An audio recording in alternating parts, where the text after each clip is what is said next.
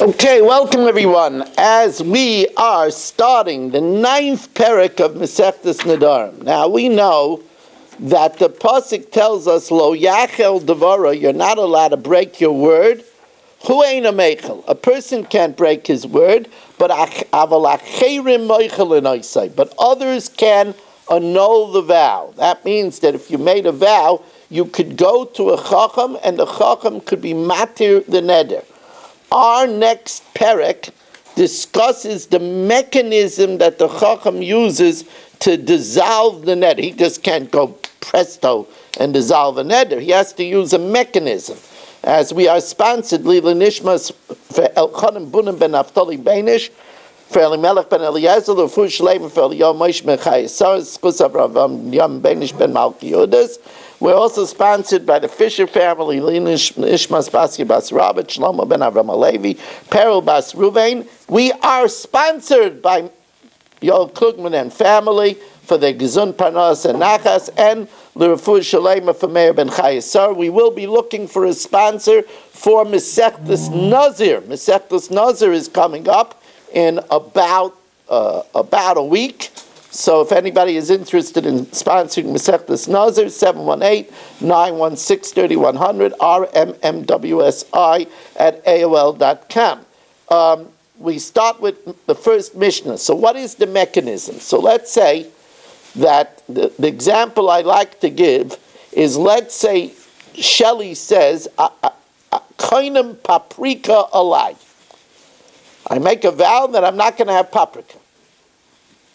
And then Shelley misses paprika. So he comes to a panel of 3 chachamim, and they have to look for a Pesach. They have to look for something that when Shelley made the vow, he didn't think of it. So this way they could show him, if you would have thought of it, would you have still made the vow? If Shelley says no, so then it can be interpreted as a neder betos, a neder of a mistake, which could be annulled. So Shelley comes to me and says, "Rabbi Weiss, I made a vow about paprika and I want to remove my vow." So I say to Shelley, "Shelley, if you would realize that you would never be able to eat shul kiddush cholent, because all shul kiddush cholent has paprika." And Shelley would go, "No, I would never, I can't exist without a shul cholent." He would never. You see, Shelley is giving me that poker face, but believe me, he's getting very upset. I can't exist without shul cholent. So that would be a good Pesach to make the neder a neder b'tos. The Mishna, however, tos means an error.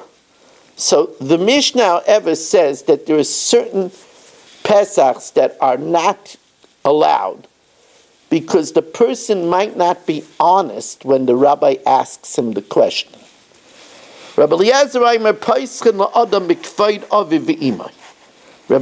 says you could use as a Pesach to a person the honor of his parents.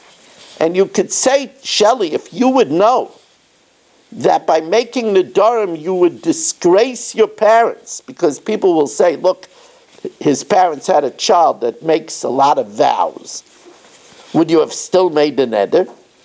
So Rabbi Eliezer says that's a good Pesach. The Chacham say, we're afraid that Shelley will not tell the truth. He'll be embarrassed. And he'll say, no, I wouldn't. But the truth of the matter is, Shelley doesn't mind. He doesn't give a fig if they would say that about his parents, that his parents had a child that makes Nedarim. So since we can't trust that Shelley would say the truth, we cannot use that Pesach. Amar Rabbi Tzadok says, well, if you want to use such a Pesach, while you're at it, and make a Pesach that if you would know that your parents would be disgraced, why don't you say, say, well, if you would know that God would be upset with you, because it says that Kenidre Rishon make Nedarim. People that are more careful don't make Nedarim because they're afraid that they might break the vow and do a terrible Isser. So if they say, if you, would the Chacham be able to say, if you would know that God would be upset with you, would be making a neder, im keinei nedarim, then there's no nedarim, because you could use that by all nedarim. However, Umaydim Chacham and Rebbe Eliezer, the Chacham admit to Rebbe Eliezer that there is a case where you could say to the one who made the vow, if you know your parents would be embarrassed and disgraced, would you make it? And that is B'davar shebeinoi lebein avi ve'imoi. That if Shelley said that his parents should be forbidden to benefit from him, so then that means that Shelley is not really worried about what people think, because you see he made such a neder. So if it's not true that he wouldn't stop from making the neder if it would cause his parents embarrassment, he'll be honest and say, no, I won't stop because of that. And then then you could use such a Pesach, such an opening. Now there's another question. Can you use a Pesach on something that Shelley couldn't have foreseen? Like, for example, if Shelley says that he vows not to have tea, and then New Jersey made a law that anybody that has tea in the house gets $1 off the tolls. There's no way that Shelley could have foreseen that. That's called noilad. Something unforeseeable. So Rebbe Eliezer says you could still use it, but the Rabbanan say you can't. V'oidam Rebbe Eliezer paiskin b'noilad. You could make a Pesach on something that you could have never foreseen. The Chacham say that doesn't make it a neder b'tois, because there's no way at the time that he made the neder that he could have foreseen that. So examples of this are as follows. Ketzad, Amar kainim she'eni nena liish ploini. Shelley, who lives in Shnipashak, a very small town, says he's not going to benefit from Shimshon. Now, Shimshon was a regular fellow. But then Vanasa Sefer, then magically, he became a Sefer. I mean, the guy never even knew how to write his name. He became a Sefer.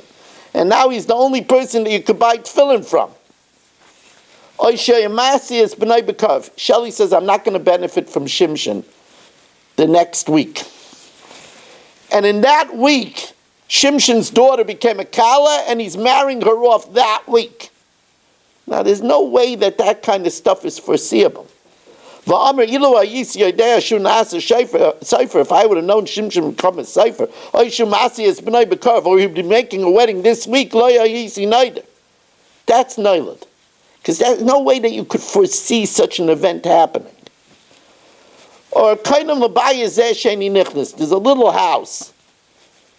house on Center Street. He says, I'm not entering that house. And it became the main shul of the city. If I would know that it would become the main shul of the city, there's no way to foresee that that little hut is going to become the shul of the town. So Rebbe Eliezer says you could use that as a Pesach. The Chachamim and the Chachamim prohibit it. We want to thank you all for joining us. Remind you, tomorrow night is the daf at 7:45, followed by the Purim Shir. So come with your comfortable clothing so you could come for the long haul, and have a good evening.